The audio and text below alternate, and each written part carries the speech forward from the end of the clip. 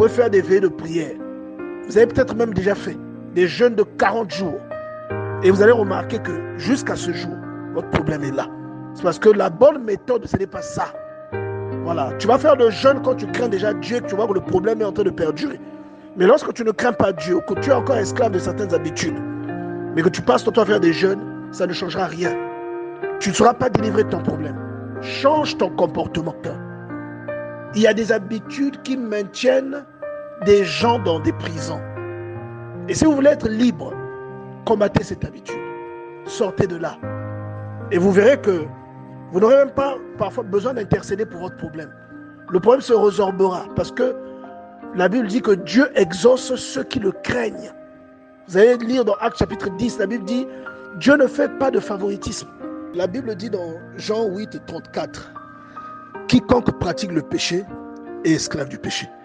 C'est-à-dire il y a des gens parmi nous qui se sentent vraiment libres, qui sont en pleine possession de leurs moyens. Mais c'est des kuntakinte, ils ne le savent pas. On dit qu'il y a des choses qui dominent sur vous, dont vous n'arrivez pas à vous défaire. Si c'est le cas, vous devenez l'esclave de cette chose. Voilà pourquoi la Bible dit que Christ, quand il vient, quand il t'a franchi pour que tu sois libre. Mais si tu as un problème chronique qui mine ta vie aujourd'hui, la chose la plus efficace que Dieu attend que tu fasses, c'est d'abandonner tes mauvaises habitudes. Vous savez, il y a une puissance incroyable dans la repentance. Tu dois changer de direction. Parce qu'il y a des habitudes et des péchés qui maintiennent certains maux de notre vie. J'aimerais aussi dire aux personnes qui vraiment courent derrière les prophètes ou les voyants, vous n'avez pas l'amour de la parole de Dieu. Vous aimez seulement qu'on donne des prophéties. Vous voulez entendre des prophéties sur les choses de votre vie. Ça ne changera pas votre problème. Ça ne va pas résoudre le mal qui vous ronge aujourd'hui. Ça ne vous donnera pas le mariage. Ça ne vous délivrera pas de la stérilité. Ça ne vous délivrera pas du chômage. Ça va peut-être vous donner de l'espoir. Mais ça ne réglera pas votre problème. Ce qui règle le problème, Christ en vous, c'est ça qui règle votre problème. Et pour que le Christ soit en vous, vous devez obéir à des conditions. Voilà. Vous devez vous détourner des choses que Dieu désapprouve. Si vous savez que ça, c'est pas bien, ne le faites pas. Et vous verrez Dieu s'illustrer dans votre vie. Beaucoup de gens cherchent Dieu. Il y en a même qui vont en Israël. Ils vont je ne sais où. Mais Dieu n'est pas dans ces choses-là. Vous voyez?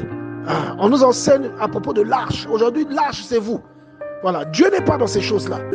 Christ, quand il vient, quand il t'a franchi pour que tu sois libre. Tu deviens libre des mauvaises habitudes. Vous voyez? Il y a des gens qui sont prisonniers des addictions, prisonniers du mensonge, prisonniers de la haine, prisonniers de la rancune, prisonniers de la jalousie vis-à-vis des autres, prisonniers de la médisance. Vous voyez? Prisonniers vraiment du mauvais cœur et du fait de ne pas... C'est-à-dire prisonniers du complexe de supériorité. Toujours esclave de la masturbation, toujours esclave du mensonge, de la pornographie, de toutes ces choses que les gens qui sont en Christ ne pratiquent pas.